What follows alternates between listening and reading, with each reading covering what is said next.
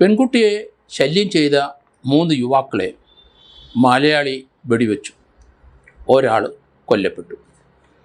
2 പേര് അതീവ ഗുരുതരാവസ്ഥയിൽ കിടക്കുകയാണ്. ബോംബെയിലാണ് ഈ സംഭവം. സുമന്തായി ചവാൻ ഹിന്ദി പ്രൈമറി സ്കൂളിലെ ടീച്ചറാണ് അനു ഷെയ്ഖ് ഹില എന്ന പെൺകുട്ടി.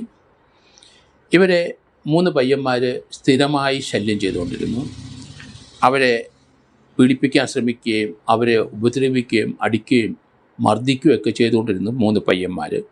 അബ്ദുൾ ഹസൻ ഷെയ്ഖ് എന്ന ആളും അക്ബർ അബ്ദുൾ ഷെയ്ഖ് എന്നയാളും സമീർ അഹമ്മദ് എന്നീ 3 പയ്യന്മാരാണ് ഇവരെ നിരന്തരമായി കുറേ കാലങ്ങളായി ശല്യം ചെയ്തുകൊണ്ടിരിക്കുന്നത്. ഇവരൊരു പ്രൈമറി സ്കൂളിലെ ടീച്ചറാണ്. ഈ ടീച്ചറിനായിട്ട് അടുപ്പവും ആ കുടുംബമായിട്ട് ബന്ധപ്പെട്ട് നിൽക്കുന്ന ആളാണ് മലയാളിയായ ജയൻ ശിവാനന്ദൻ നായർ എന്ന കൊല്ലംകാരൻ. അയാളെ ബോംബെ പോലീസ് അറസ്റ്റ് ചെയ്തു. പെൺകുട്ടിക്കെതിരായിട്ടും കേസെടുത്തിട്ടുണ്ട്.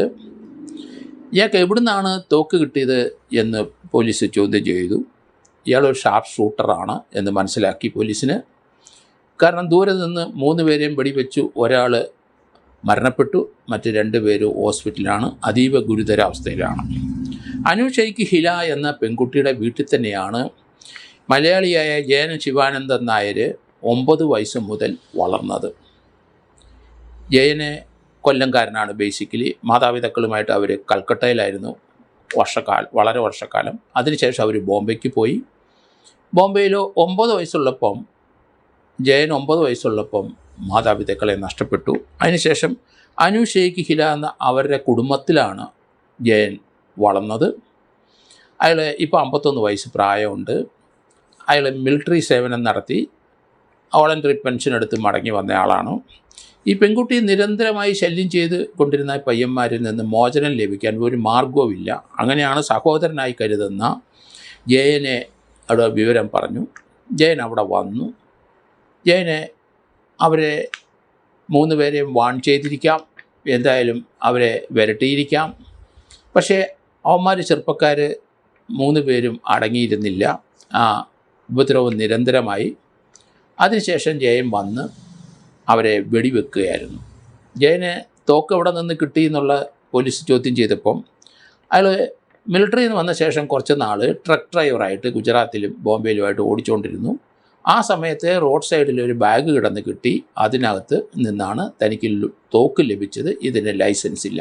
ബോംബെ താന എല്ലാ ഭാഗത്തും 4000-5000 രൂപ കൊടുത്താൽ നാടൻ തോക്കുകൾ സുലഭമായി നമുക്ക് വാങ്ങിക്കാൻ കിട്ടും. അതുകൊണ്ട് അങ്ങനെ പല ആൾക്കാരും തോക്ക് വാങ്ങിച്ച് സൂക്ഷിക്കുന്നുണ്ട്. അത് ബോംബെയിലെ ഗുജറാത്തിലൊക്കെ ധാരാളം പേർക്ക് നിയമവിരുദ്ധമായി തോക്ക് കൈവശം വെക്കുന്നുണ്ട്. ലൈസൻസ് ഒന്നും അവർക്കില്ല. അവിടെ കൊല്ലന്മാർ ഉൾപ്പെടെയുള്ളവർ പണിത് കൊടുക്കും നല്ല തോക്കുകൾ. അത് 2000, 3000, 4000, 5000 രൂപയ്ക്കകത്ത് തോക്ക് ലഭിക്കുകയും ചെയ്യും. അങ്ങനെയുള്ള ഒരു തോക്കുമാണ് ഇയാൾ കൈവശത്തിൽ കാണപ്പെട്ടത്. ബോംബെ പോലീസിനറിയാം അത് ലോക്കലായിട്ട് മാനുഫാക്ചർ ചെയ്തതാണ്. ധാരാളം തോക്കുകൾ അവർ പിടിച്ചെടുത്തിട്ടുണ്ട്.